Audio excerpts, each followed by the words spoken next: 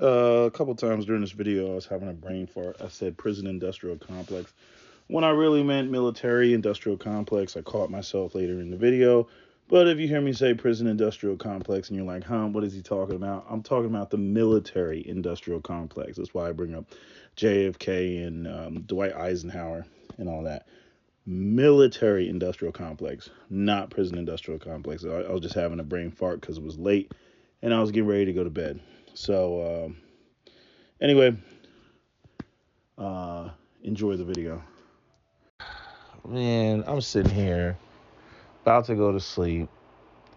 I'm watching this Vice video about I didn't even know it was talking about extremism in the military, and it didn't have what's funny is it didn't have uh white supremacist in the title, probably for a particular reason of not triggering people or whatever, or the YouTube algorithm. But anyway, let me get on with the point. Okay, so I don't know if it was a Vice video or another video, but there was another. There's another video I did post it. I think I gotta go find it. I think it's in my videos, race relations in America. But anyway, the video was about um, the rise of white nationalists, not white nationalists. Let's just say white extremists, and it brought up the whole thing about Vietnam. And I talked about this before, Vietnam, and that was the first war where soldiers came back and they were basically spit on. I talked about Rambo First Blood, where he had his little PST, breakdown. And, because, that's what that movie was about PST. We talked about Ruby Ridge and Timothy McVeigh and how, basically all these guys came back from, uh, the theaters of war and were very anti-government. Now, the documentary that I'm talking about emphasized, and then Vice did the same thing. Every time soldiers go to war, they bring that shit back with them. They bring that wanting to be a part of something, the whole band of brothers thing. So they start joining organizations. Yes, in the past, they joined organizations like the NRA, the Ku Klux Klan, right? They join these sorts of organizations, these lodges, these brotherhoods, to feel a sense of camaraderie, to, further support an identity that revolves around, being, a veteran, right? But it's this isn't the silent generation. This isn't the generation that went off and fought World War II and won the war and can forever tell themselves, we stopped, the Nazis, right? So now it's just basically, anti-government when these guys come back. The guy that stood out to me in the video, there's two guys that stood out to me in the video. One was the cowboy, who's, a white extremist. And I actually liked him because he stated his beliefs, no qualms about it. I can respect that, right? Even though, we say, oh, he's anti-black, he's anti-this, that doesn't matter. The fact of the matter is he said his position. And the other thing is he highlighted what I've been saying, that it's about power. It's not about kumbaya and all that other shit. It's about them maintaining power. Again, the power to define the standard, to set the standards. The power to not be subject to what's going on with anybody else. So then there's the other guy, this other white guy who he investigates the white supremacists, and he said he highlighted the whole thing. You go to war, you come back, people are calling you baby killer, and this is even up until the early 2000s with the whole world, the war on terror and all this, because all these guys are anywhere from 35 to 40 years old, that I'm looking at, in the video.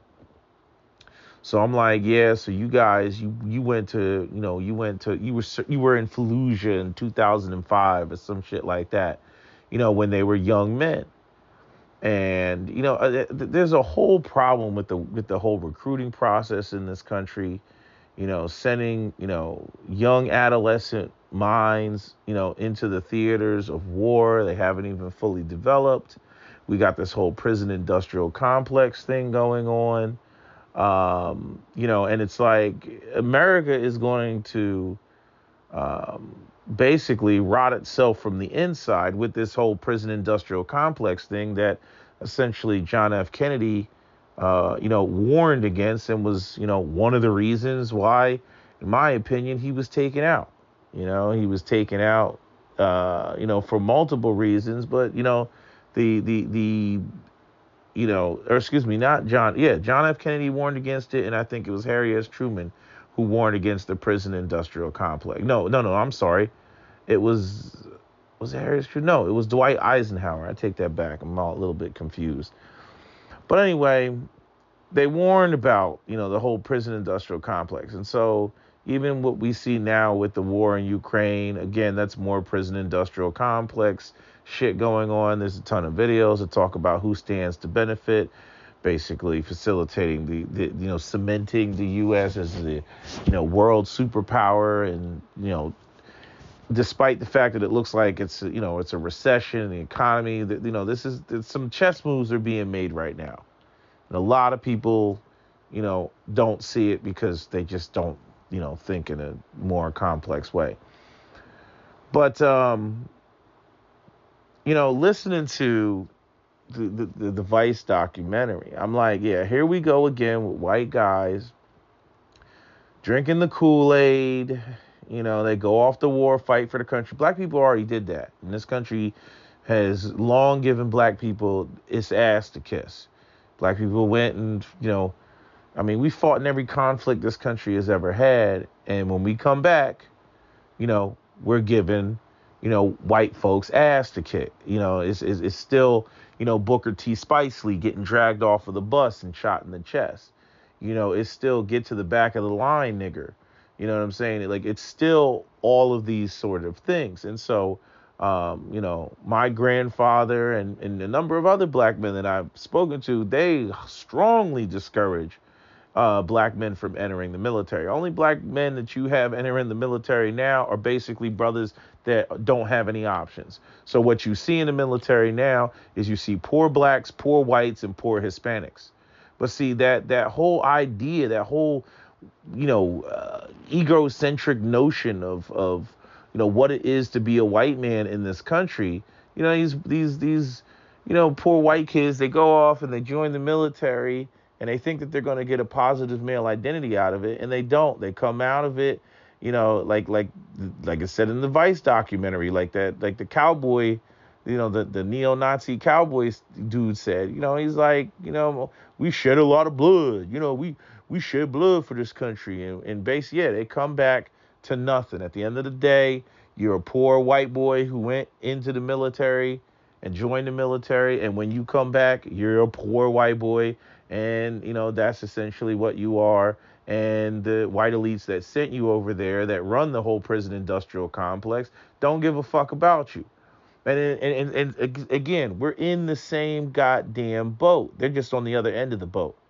And here's the part that really just, when we talk about, black people's issues. I listened to Shay Sharday and Dr. T. Hassan Johnson's, recent video about, black men and having, a black male political agenda, since the liberals want to ignore us and everything's LGBT and feminist and all this other shit. Ironically, it's this exact same thing that a lot of these, white identity extremists, what they have an issue with. But the thing is it's still going to put us at odds, because for black people we have been waiting and waiting and waiting for a lot of the, the ways in which we've been marginalized to be rectified and corrected. And it's never a good time to do it. The economy can be booming. It's not a good time to do it. The economy's bad. It's not a good time to do it. It's never a good time to do it. And then you get these white guys, and just imagine, right? So you get this white guy, He comes from a poor, rural, working class background. He goes off, serves the country, trying to get some positive white male identity. Comes back, nobody gives a shit that you serve this country. So then he starts going around, hanging out with his band of brothers. Turns on the 6 o'clock news, sees San Francisco and a bunch of black guys, doing a smash and grab or carjacking or something, right? So then, that he feels some type of, well, I fought for this country and I did this for this country and my brothers died for this country and these niggas, they over there robbing the store and everything else like that. And then you got, Black Lives Matter out there and people marching and protesting because of police brutality, right? And black people, they're demanding, it's like this is the whole problem with the lack of CRT, because most of these white guys, they don't have, like, black people are discovering, like, there's all these documentaries on YouTube, I mean, just, videos, the history, shit that I never knew. I didn't know about all those massacres that happened to black people, Tulsa, Elaine, Rosewood, Slocum, Texas, right? Wilmington, North Carolina. I didn't know about all those, right? And then I didn't know about, the redlining, the blockbusting, the eminent domain, the urban renewal, the COINTELPRO from the FBI, CIA dumping drugs in the black community with the Iran Contras, right? I didn't know they don't teach all that shit in school. So I'm saying, if it took me to become a grown ass man to discover all that shit. Richard Aoki, again, FBI agent, Larry Threadgill, basically giving the Black Panthers guns through Japanese Richard Aoki so that they could facilitate an armed conflict between the Black Panthers and police and then shift popular opinion against the Black Panthers, right? They don't teach this shit in school. They don't teach you that Fred Hampton was assassinated. They don't teach you this shit in school. So, like, if it took me to be a grown-ass man to discover all this shit, just imagine what your your average, white guy who's the type to join the Marines or something. Just imagine what he doesn't know or what he's not aware of. Like even the white guy that I tell you about that I'm friends with, that I've sent him videos of Malcolm X, and he's listening to Malcolm X, and he's like, damn, like, I always thought Malcolm X was like this, foaming at the mouth, black guy that hated white people and all. He's like, no, he was responding to the racism. He's like, I didn't hear anything in what Malcolm X was said that was too crazy. It's kind of like, what's going on with Andrew Tate right now. It's like all the people are like, and he's a misogynist, and he's this, and he's that. And then when people go listen to Andrew Tate, it's like, sounds like he's just advocating for men, right? But again, America wanted to sell the idea of, Martin Luther King and, little black children and little white children holding hands and it's all good, right? And then as soon as he started talking about the money and the economics and how you can't have racial, equality or racial parity without economic parity, it was like, oh, we got to get rid of this nigga. We got to take his ass out, right? So he was assassinated, right? FBI had everything to do with Malcolm X being assassinated. Because, they instigated the whole conflict between Farrakhan and Malcolm X, right? Because that was all a part of COINTELPRO. Again, go look at the tenets of COINTELPRO, to go in there and disrupt and deceive and all this other, to basically create infighting. That's what the FBI did. That's what the U.S. government did. And so I'm saying, because you have all these white guys, like, all you gotta look at the mindset. All they do is they'll sit there and they'll watch the news, black guys committing crimes, right? Black people demanding X, Y, and Z. I fought for this country. I deserve this. Them niggas don't deserve shit, right? And then so it ends up being this they hate government, and then they basically hate everybody else who's not them. Right? Especially black people. Right? Then you sprinkle on the Great Replacement. You sprinkle that on there too. Right? And then so they're up there, because I'm listening to the shit, watching Vice. They're up there just talking a bunch of dumb bullshit, like literally out of pure ignorance. I'm like, motherfucker, you in the same boat. I'm like, you, like, in other words, and this goes to, that whole, having a positive male identity. Black guys in the hood don't have a positive male identity. And I mean, they try to create and make something out of their situation through music and stuff. So, I mean, at least, there's a theme music, but you're still at the bottom rung of society. But then you got the white guys, and I mean, they really get sold a lie because they go out there, I fought for this country. I did the right thing. Like, there's nobody more indignant than somebody who literally feels that they did the right thing. They bought into the dangling carrot, and then they wake up to the reality that, that carrot, it doesn't mean anything. It has no significance. You know what I mean? It's like these white guys running around happy that they got 5 more crumbs than black people. And then until they wake up to the reality that it's just crumbs. Like, motherfucker, why are you over here feeling like you better than you're still you know not in a position that you could actually be proud of as a white man. You're not in that position. Right? The idea is you're supposed to be able to, you come home, all the girls are like, oh my God, my hero, what a warrior, right? You get the hot chick, you go, you buy a home, which nobody can afford now, right? You go buy a home, you start a family, and then you got a job, and it's got full medical and dental, and you're pretty comfortable, and you got your Ford F-150 Raptor, and you're content, right? That's how the shit is supposed to go down. But that's not how it goes down, right? These white guys are just used as cannon fodder by the military industrial complex. Hopefully I didn't say prison industrial complex and meant to say military industrial complex, but they're used by the whole military industrial complex. And then when they're out, it's like, okay, here's your VA shit, and that's it.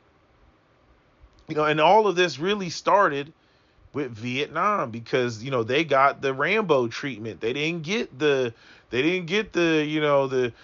sitting in the back of a freaking Cadillac convertible from the 1950s in the parade waving with the prom queen and shit. They didn't get all that. They got the and I know that parades like that still go on, but I'm saying obviously there's something that they're not getting. And I think that, and this is part of the reason why when you look at it, when black people, every time we bring up, reparations or anything, they keep kicking the can down the road, right? And because all that does is agitate, the white soldiers, it agitates all the, all these young white men that really need to take, I'm calling it CRT, but it's really American history in terms of race relations, American history, all that shit. Because technically speaking, they're in the same goddamn boat. You know what I mean? Like, yeah, they're members of the dominant society. They do play a part in being the beneficiaries of the system of white supremacy, but like they get the crumbs. Like they're still at the bottom of the totem pole. But instead of, as Martin Luther King pointed out, instead of looking at, black people who are just as poor or marginalized as they feel, they don't do that. They go and they run off and they're like, those people are the problem. If we get rid of those people, then we'll be good and everything will be Gucci. Right? That's what they think. I'm like, motherfucker, you in the same goddamn boat. Like, what's your biggest issue? Jobs and the economy. Like, yeah, that's our issue too. So should we not be forming Voltron? But no. Instead, no, I can't. It's like prison and shit. I can't fuck with the other races. It's like we got the same damn problem. Like you can't curb that shit for all of 5 minutes. Like it's like a bunch of a bunch of union guys trying to close a union deal, and then there's racial bullshit in there. It's like, motherfucker, the whole point of this is for us to get paid and get more money. And it's like, no, race, you black, I can't sit with you. I can't eat with you. I can't this. It's like, oh, for real? So you can't get anything done. Same problem. I want my kids to go to a decent school. They want their kids to go to a decent school. You know what I mean? But that white supremacy, that collective white ego, that shit just won't just allow them. It just refuses. And then again, I mean, bottom line, reparations is the transfer of wealth from the collective of white people to the collective of black people. That's what it is. And I'm not going to bullshit pity pat around that. All that is that money owed to black people, to black Americans, and all of the wealth that was generated off of the backs of black people and their extracted labor. Abso-freaking-lutely. But white people are always going to look at it like, I don't know them niggas nothing. Fuck that. You know what I mean? Especially white people at the bottom that haven't really felt, that they've been the beneficiaries of the system of white supremacy, even though they will literally die on the sword to protect it. I hit the button by accident. Yeah, even though they will freaking die on the sword to protect, white supremacy, even though like they're at the bottom of the totem pole, they're not the beneficiaries of it, but they will die on the sword to protect it. And it's like they're marginally the beneficiaries of it, but not really. Not really. And them, with the whole, dying on the sword to protect it, it's all based off of hope. I'm gonna ride this white shit out, see where it goes, see where it takes me. The whole idea that eventually someday, their boat is going to arrive, their ship is going to arrive. I mean, joining forces and forming Voltron with, with black people, that's, I mean, this is the whole point. This is what was done with Bacon's rebellion, is divide and conquer. And the white people are not going to bet on, these white men are not going to bet on, forming Voltron with the blacks. I loved how he referred to us as the blacks, right? But he goes, yeah, I was hanging out with the blacks. Anytime you hear a white person say the blacks, like you already know what time it is. The blacks. The blacks love me. But anyway, so what was I saying? That hope that that at the very least, if they serve massa, if they serve white zaddy, yes, I'm saying white zaddy, even for your average everyday run of the mill white man. If they serve white zaddy, that they will be patted on the head and they will be rewarded and they will be lifted up out of their situation of averageness and marginalization, and then will be able to, live the life of a white male YouTube star, and that's the hope. But with black people don't have anything, they don't own anything, they don't own any businesses. You know what I mean? Like there's no black patriarchal environment. So it's like, why the hell would I want to join forces with them motherfuckers? They're just sorry, and that's all there is to it. And then you sprinkle, all the crazy wild eugenic bullshit on there, and all that shit, all that, all those racist, racial, concepts, and you can see how, Voltron will never be formed between, these factions. So for black people, we got to figure out what the hell we're going to do. But, what Vice is trying to do, all this, we're going to lecture a bunch of, white nationalists or, white identity extremists. I'm like, it's a waste of time. At the end of the day, that collective white ego will not allow them to form Voltron with anybody else. Again, I mean, this is the same thing I say when it comes to, relationships and women and whatnot. Like, there's nothing that you can offer a woman who is seeking power. Like Patrice O'Neal said, that music, that's not your music, that's my music. You know, a king, if a king marries a queen, you know, she becomes the queen. You know, a king marries a commoner woman, she becomes the queen. But if the queen marries a commoner man, he doesn't become king. He's the queen's bitch. You know what I'm saying? So again, a woman who's seeking power and she's like, offer me a deal I can't refuse. There's nothing I can offer you because you want power. There's nothing I can offer you because, you know, being on my arm is not a position of power. It's a position of privilege.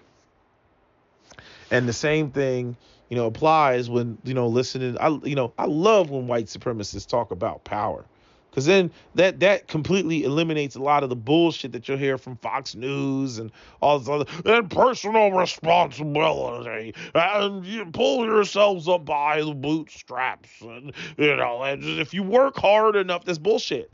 Because it's about maintaining power. My man just said it. It's about maintaining power. It's about power. I'm like, oh, we don't even need to do the song and dance now. I'm like, you said power. I'm like, oh, I'm so glad you said it. I'm so glad you can miss me with the meritocracy talk. I'm so glad you said it. You see? And so anytime you're dealing with somebody who wants power, you can forget having all, you know, conversations in terms of civility and everything else like that. Recognize what you're dealing with and prepare for when they want to get stupid and get funky with it. That's all you can do because they want power. Power. You know, and truth be told, like black people, we really don't have much to do between the power war between poor working class white folks and white elites, right? Because as I've said before, classism has always come before racism because white people have always had their internal conflicts with class long before they ever left the continent of Europe to even interact with other groups such as the African. There were kings, queens, nobles, and peasants. And the vast majority of white Americans don't come from noble blood, they come from peasant blood. Hell, America was a penal colony. Australia was a penal colony. You know, send him to America. No, anywhere but America. No. You know, send your ass away. And then you gotta be out there with the Native Americans, you know, and fighting for land and territory with that shit. You see? And then it turned into, you know, if you expand your territory, we will give you X amount of acres or X amount of, you know, territory of that land. We will give it to you. You know, I mean, this is the whole premise of like fucking William Penn, you know. I'll give you this territory. You know, just go colonize. So that, and then we will, again, then it backfired because of the Revolutionary War. But yeah, go out there and expand and get rid of them Native Americans, and then we're gonna tax the shit out of you because that's how we get money over here. The American Revolution, if you really want to look at it, it was class warfare. That's what it really was. The people against the British Crown. That's what it was. You know, so a lot of the concepts that we have, you know, the militia, you always get the British Commonwealth, you know, people always jumping up New Zealand, Australia, and freaking Canada, which isn't a real country, you know, running around and, you know, talking about, you know, well, why does America have guns? Yeah, because they're the only ones that fought the fucking British Crown. That's why. They're the only ones that fought for that shit. Everybody else, you know, royal ascension, whatever the fuck that means, it's bullshit. You know, the fucking queen was still in charge of, now it's the, you know, King Charles. He's in charge of he is the head of state when it comes to the Canadian military. I mean, the name of their police, the Royal Mounted Police, whatever the hell their shit is called. Not a real country. It's the fucking king's bitch. He owns that shit. You know, y'all need to peep game for what it is. Y'all be running around. It says on this piece of paper that we're independent. Y'all motherfuckers ain't independent. That's why Trudeau can go in there and be like, and I wave my magic wand and all guns are banned. The end. Meanwhile, in America, you know, It's like, well, the Constitution says this, and no, you can't touch it. You see, this is a whole different dynamic, but that's a whole nother conversation. But yeah, nah, it's fucked up. It's fucked up. Like black people, like now I see why people are like, black people ain't never gonna get reparations, even though I mean we are beating that drum loud as hell. Like fuck it, like fine, no reparations, no vote, no tangibles, no vote. Well, we can't win without black. Well, you better come up with something. I don't care what it is. Free college for all African American. I mean, you better come up with something. You better come up with something, and it better be good, and it better put us in a better economical position. Because if not, fuck y'all. I don't care what the white nationalists got to say and how they want to, boo-hoo and poo-poo and everything else. Black people have been sitting around patiently waiting. You know what I mean? For the trauma that was inflicted upon them to be restored. And somebody gonna do that shit. Fuck that. You know what I mean? But I'm just saying, I do recognize how, you get a white guy who goes off and fights the war, and, he lost his brothers and the ID. I went to high school with some guys that, went off the war, in the early 2000s and whatnot. And, they lost, some brothers, in conflict, in combat. What am I saying? I'm tongue tied and shit like that. Yeah, IED blew up, one of them still has ringing in his ear. It's all fucked up type of shit. So I definitely see why, again, yeah, you turn on the Fox News, you turn on whatever news network you want to see, all you see is black criminality, not tying it into the long-standing history of racism, marginalization, and the ways that the black community has been crippled. Yeah, I can see how you would be like, yeah, we got to get rid of them. I get it. I get it. But, I do think that, especially with a lot of these young, impressionable minds, like, it's, unfortunately, they don't have the life experience to recognize shit for what it is. But anyway, I'm about to head to bed. I just wanted to share my thoughts on that Vice, Fox thing. It's fucked up. It's so fucked up because unfortunately, the vast majority of people don't know how to critically think. And so, it's just easy to trigger people and, just easily manipulate them with the media based on how you cut and edit shit and put stuff out there, and and people running around foaming at the mouth. It's fucked up. It's just fucked up what they do. But yeah. Anyway, that's all I gotta say. That's my video. Don't forget to comment, share, like, and subscribe. That's my video. SWP out.